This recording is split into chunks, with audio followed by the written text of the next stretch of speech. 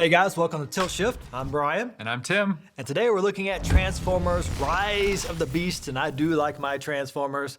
Actually, we got Devastator right here, my son's Transformer Devastator. It's a combiner, it's an awesome Transformer. And of course you have right here Optimus Prime and my favorite, Bumblebee. Oh, there we go. So we got some Transformers, and it's a fun movie. It's rated PG-13 for intense sequences of sci-fi action.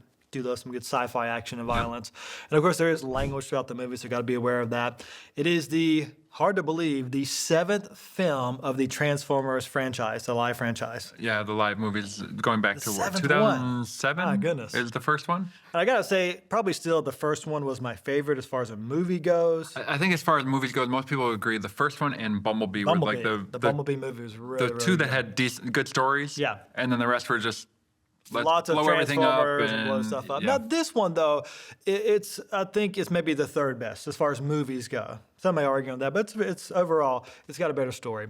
But the brief summary is you got a guy named Noah. He teams up with the Autobots. And Noah's played by Anthony Ramos, who we got to do one of his films, The Bad Guys in season 2. He was the voice of Piranha. Voice of Piranha. So if you close your eyes when you hear Noah, that's Piranha. It's funny, when I look at Piranha, I don't think this guy. But anyway, but Noah teams up with Autobots, in particular, Mirage, in particular Autobot, and they're looking for a particular key that can actually transport you to different galaxies. The transwarp key. And they're fighting against... That's like every Transformers movie, right? We got to find this one thing that will allow us to get home, or that will bring them here. We got to stop them. Yeah. We got to find the Matrix or the key or something. But anyway, and then they're going to fight against what's called the Terracons. So not the Decepticons, but the Terracons. Terracons, and Scourge is the main. Scourge is the main. The immediate threat. The main, the bad guy's Unicron. And he's like a big planet. And Unicron's an entire planet. Yeah. And if you watched Transformers growing up, if you're of like my generation, maybe you saw the cartoon movie back in the 80s, which has Unicron in it, and they're trying to bring that back. And so this brings back memories for me. But anyway. Was it You Got the Power? It's a terrible song. You got the touch. You got the power. Oh, the music's awful. But in this movie, there's some good music. There's some good CGI action, to be sure. Some good CGI characters. Some are a little wonky here or there, but overall, good stuff. And it's kind of what you expect. Lots of action, but there are some decent characters overall. And just like the other Transformer movies, they introduce new characters. Yeah. Sometimes they're annoying, sometimes they're likable. Yeah. This one has the same thing. I think one of the nice dynamics in this film is Noah's character with his little brother. That'd be my favorite part of the movie, in the dynamics section. Yeah, I like that. And so his little brother, Chris, suffers from sickle cell disease, or sickle cell anemia. Yeah. And it's kind of interesting, Bryan, you and I, we talk about, we work with the ministry that talks about creation, that we're creating God's image, what people call young earth creationism. I call it biblical creationism. Just the Bible. Yeah, that's what the Bible teaches. Says. And it's interesting. So one time we'll ask this question. People will say that evolution advances through natural selection, which of course does not advance. It's working on material that's already there, so you're not getting new genetic information. Okay, it's through mutations. And when you ask, are there any examples of like a good mutation? When does it benefit people? Because most of the time mutations are harmful. A lot of times people will point to sickle cell anemia. Like, What? Well, so if you get this mutation that causes you to be ill, it's good? Why? If you get that, if you have sickle cell anemia, it means there's other diseases that you're less likely to get. And they'll say, that's beneficial. Like malaria. Like malaria. And so they say it's beneficial. But that's like saying if I don't have feet, I can't get athlete's foot, right? That's what it's like. That's essentially what it's saying. Sickle cell anemia is bad, right? And malaria is bad. And so it's still a loss of information overall, and definitely not a gain, and definitely not change from one thing to another. Right, and like we've seen in so many other movies, even in, they'll throw things in real quickly. We saw this a lot with Free Guy, where there's a lot of things that are funny, and then all of a sudden they throw in this little comment, and it's just, planting seeds, and not always good seeds either. These are weeds that are being planted. They're typically bad seeds. Yeah. They really so are. in this one we see the statement being made. It's again, like so many recent films, making statements against capitalism. Like it's a trend. I wonder why. Yeah, whatever, bro. Look, here. My dog. When you gonna let me put your skills to work and get you some real money? Yeah, says the dude who can't even afford cable. Hit the guy who don't want to win. I choose not to purchase cable. It's my own personal way to protest the vampiric nature of modern-day capitalism. So he steals. Yeah. He's stealing cable. That's what that scene's ultimately Yes. about. To protest the nature of The modern-day vampiric nature of modern modern-day day capitalism. Yeah. The way capitalism just sucks the life right out of you. And it's amazing. You see what capitalism has done in America, causing multiple generations to flourish and have access to amenities and resources than that any most culture in generations- history. Most people, no, people haven't had this throughout all Right. of history, right? Yeah. And yet it's being attacked in our culture, and a lot of it And it through can be abused, Marxist we've said worldview. before, And right? so you get these little things thrown in there, like we saw with Free Guy. They talked about patriarchy and white privilege. Indiana Jones and Dial of Destiny, and Avatar, we reviewed that too. Yep. Both have those anti-capitalist statements like that.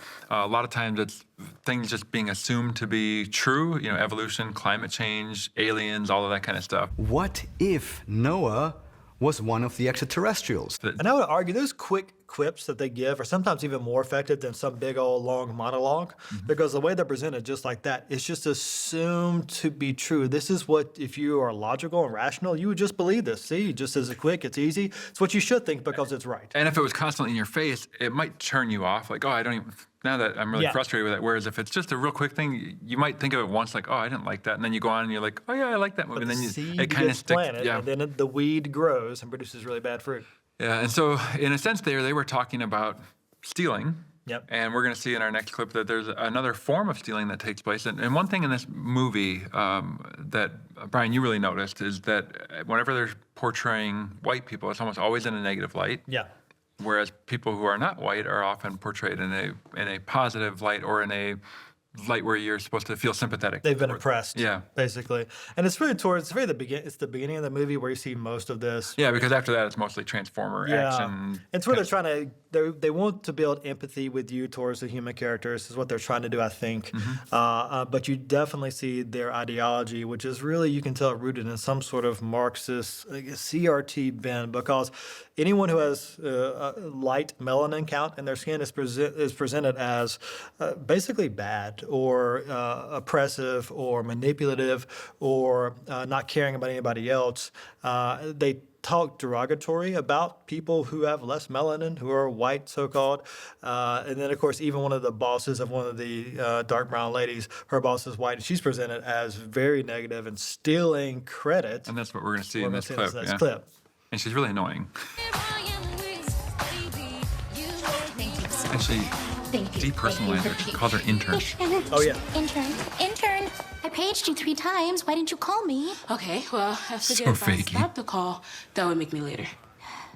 The police are here. They busted an art auction.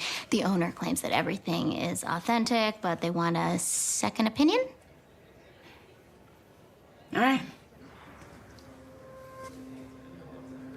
The Da Vinci sketch is legit. The painting's a copy. Real one's at the National Gallery in London.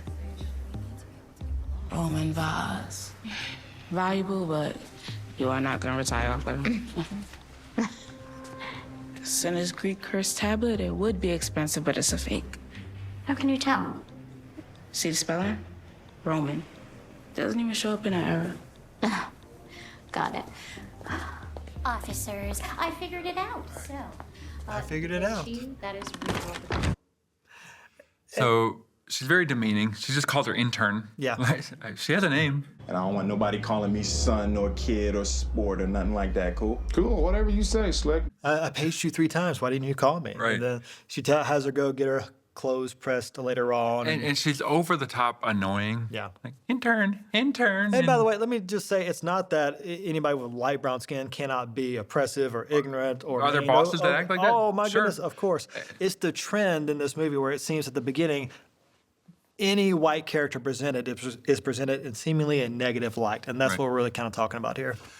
Yeah, and so the other thing, before we get into more of the real issue there, I don't think experts make decisions as fast as she did. I mean, did it's it trying to show really that she's very competent in that field, Yeah. much more so than her boss, and that happens. And it's not wrong for the boss to come along and say, "Hey, we need help." I mean, she could ask for it in a better way than she did. Yeah. But usually you don't glance at one thing and like, "That's fake. That's real." That's because a lot of times the things that are fakes are really well done fakes, Yeah. and so you need a little bit of time with them. So obviously for the speed of the movie to move things along, But yeah, so it's not wrong for the boss to ask for the expert on the team because the boss doesn't have to be expert at everything. That's the point of what the boss is supposed to do. Yeah. Find people good at what they do, utilize their talents to accomplish a goal. But it would be wrong to lie about who figured it out. I mean, she turned around and said, what she I figured did. it out. Now, she could say we, but I mean, the people saw who she was with, and that's her team. She's speaking for the team. We figured it out. Remember, there's no I in team. But there is an I in win.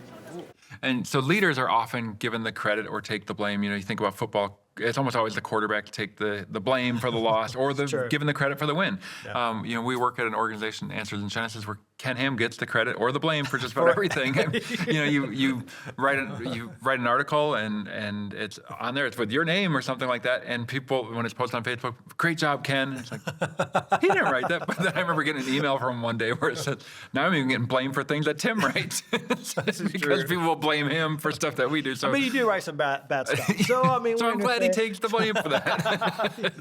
But it's just the way, it's kind of the nature of leadership is you, in a sense, you are responsible for those under you. You do get some of the credit. You do take the heat for them. But what we're really getting at is you should give proper credit to where credit's due.